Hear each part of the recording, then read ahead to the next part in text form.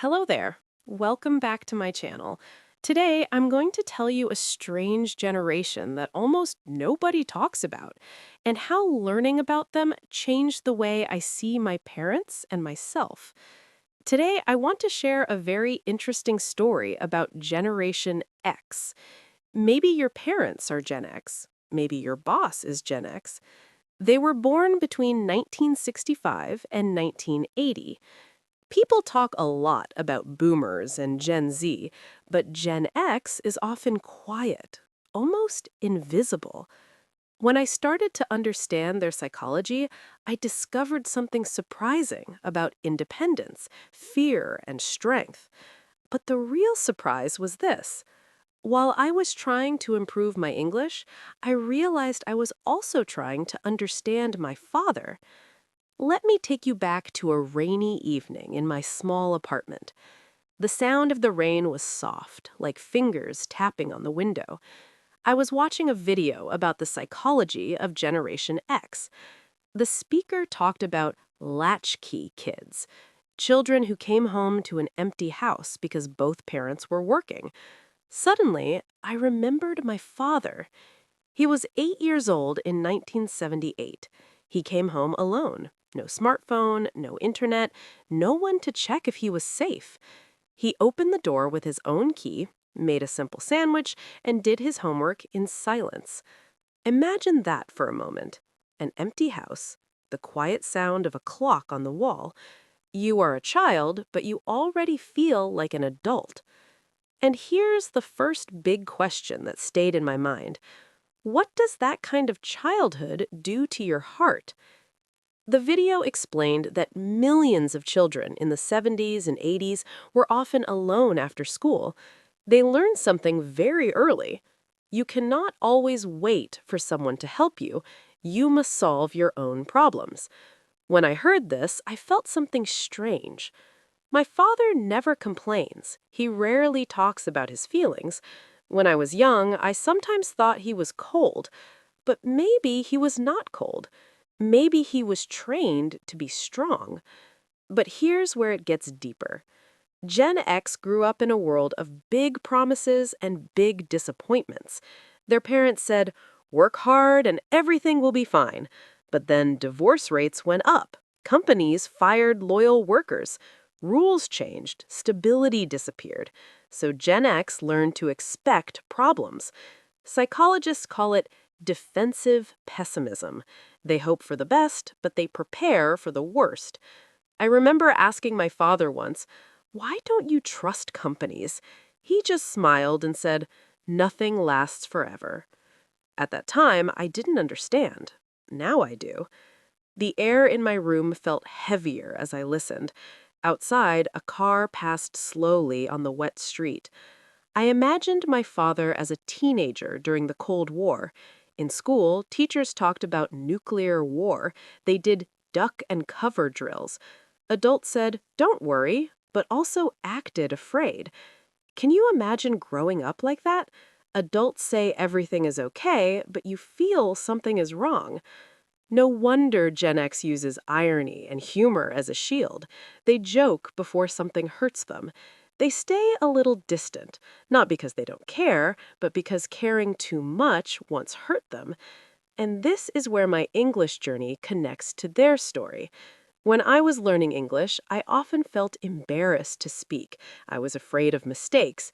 I didn't want people to laugh. So I stayed quiet. I studied alone. I tried to fix everything by myself. Sound familiar? Gen X is very independent. They don't ask for help easily. Research shows they often avoid seeking support during stress, not because they don't have friends, but because asking feels like weakness. One night, I was practicing English in front of the mirror. The room was silent except for my voice. I said, "I can do this. I can improve." But inside, I was nervous. I didn't want to depend on a teacher. I wanted to be strong alone. But here's the paradox that surprised me. Gen X is independent, yes, but they are also quietly supportive. They may not ask for help, but if you need help, they will come. No drama, no social media post, just action. I saw this in my mother. She never talks about her sacrifices, but when I had exams, she woke up early to make tea. She didn't say, "Look how great I am." She just did it. That quiet strength is powerful. Gen X also respects competence, not titles. If you know your job well, they respect you. If you only have a fancy title but no real skill, they lose patience quickly. Maybe this is why they value practical learning. Before the internet, they went to libraries. They searched through card catalogs. Information had weight. It took time and effort. Because of this, they remember what they learn deeply. As I improve my English, I try to learn like that, slowly, with effort, not just scrolling, not just watching, but writing, speaking, repeating. Now, imagine this scene. A teenage boy in the 1980s wakes up at 5 a.m. to deliver newspapers. The air is cold, the streets are empty. He rides his bike and throws newspapers onto doorsteps. He earns his own money. He feels tired, but proud. That boy grows up to become your quiet coworker, your calm boss, your serious father. But there is another layer. Gen X experienced economic crises again and again. Some graduated during the dot-com crash. Others built their career before the 2008 financial crisis destroyed stability. So they learned that jobs can disappear overnight. So they don't trust the system fully. They trust their own skills. And maybe that's the biggest lesson for us as English learners. Do not depend only on a course or one teacher or one app. Build your own competence. Practice daily. Become so good that even if one opportunity disappears, another will come. I used to think being independent means doing everything alone, but now I understand something more balanced. Independence is strong, but connection is also strong. Gen X grew up alone, but they formed deep friendships. When parents were absent, friends became family. They learned to survive together. When I finally joined an English speaking club, I was scared. My voice was shaking. But after a few meetings, I felt something warm. Support, laughter, small mistakes that didn't matter. And here comes the final question. What if strength is not about silence, but about quiet resilience? Generation X is often called the bridge generation. They grew up without the internet, but built the internet. They understand the old world and the new world. Bridges don't ask for attention, they just hold everything together. Maybe that's why they don't post about every success. Maybe that's why they don't complain loudly. And maybe we can learn from them. We can learn to be responsible, to think ahead, to accept that life is not always stable, but still move forward. If you are learning English and you feel alone sometimes, remember this. Even a quiet house can build a strong person.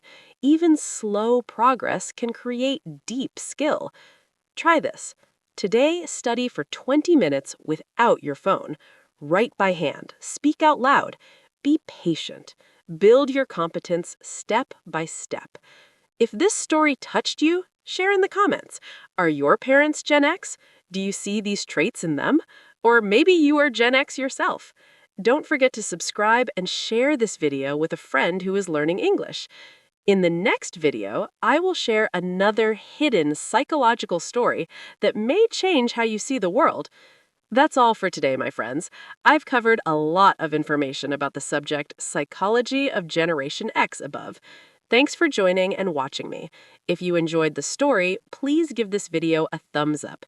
It helps more learners find our friendly community. Like, share, subscribe, and turn on your notification bell to make sure you don't miss the future uploads. See you in the next one. Bye-bye for now, my dear friends.